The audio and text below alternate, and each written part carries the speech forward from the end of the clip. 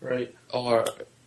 So it takes out the risk for the publisher, and therefore the author, it should be easier to get in. And if you've got a book that's in a niche, like if you're writing a book on theoretical physics where there's only a couple of hundred people in the world that would have a clue what you're on about, you couldn't commercially, it wouldn't be commercially viable for a publisher.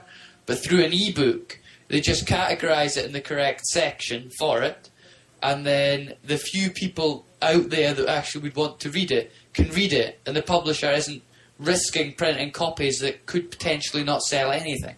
Right. Well, I guess it's not the perfect comparison, but I relate it to music in iTunes. Right now, if you had a band or if you played the guitar or the piano or something and you recorded your own song, you could record it yourself and post it to iTunes for free. You do that podcast as well. Right, a podcast as well. You could sell it for whatever you sell it for. On iTunes, Apple takes 30%. So say you sell it for 99 cents, like most of the songs on iTunes, and you get to keep 70 cents and Apple keeps 29 cents. That totally cuts out the middleman. That gives you that publishing opportunity that you wouldn't normally have. And the readers get your music for 99 cents. I mean, what could be better? So I guess I'm tempted to make that comparison. Is that what's going to happen with ebooks? Are we going to have writers, Ted Deckers of the future, releasing their books to, I don't know, iTunes, if they'll gear up for this or not, but to some mass publisher, totally cutting out the traditional publishing industry? That would be my guess how it would work. Yeah, as someone who's writing a book, that does seem very inviting. Right. Like publishing an iBook or something. It doesn't exist. I don't know if it exists, but that idea. So writers on SearchWarp that want to write a book, how at this point, what would they do if they would like to publish something? What advice would you give them? Say they're not going to try the traditional means, if they want to do an ebook.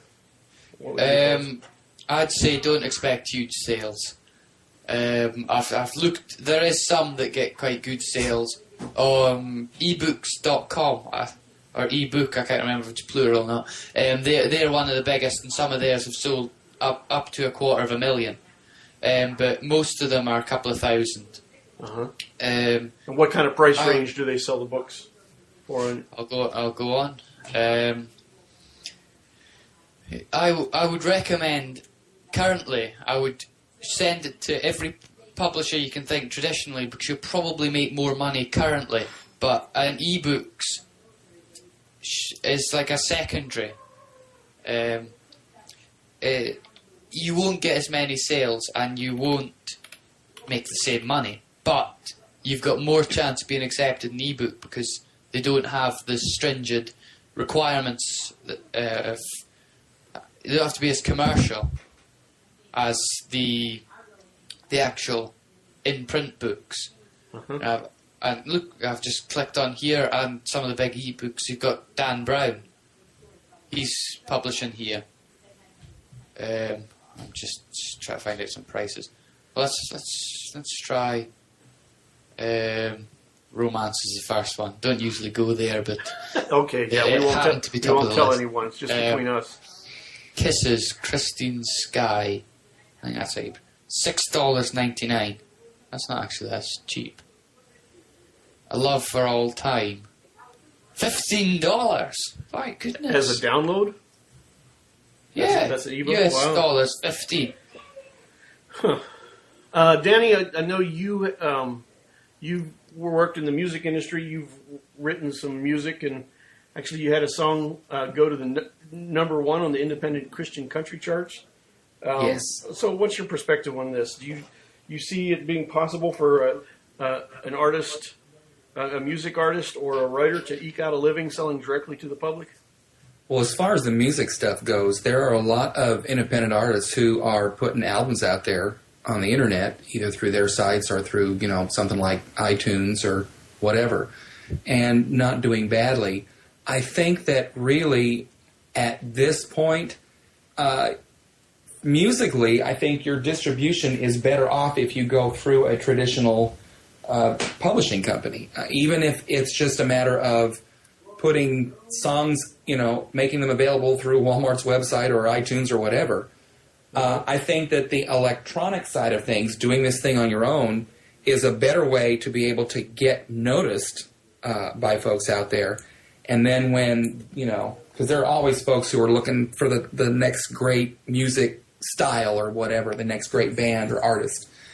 And once you've gotten the attention of some folks, I think you can go ahead and probably make more money at it by going through a traditional publishing company and letting them handle the marketing and all the expense of it, which is part of the reason why royalties for the bands and musicians aren't that high. It's because the publishing company is taking on, like in the book industry, it's taken on, the lion's share of the costs of getting that stuff put together. Right, but I guess getting a publisher to even look at you, that seems to be the big issue there.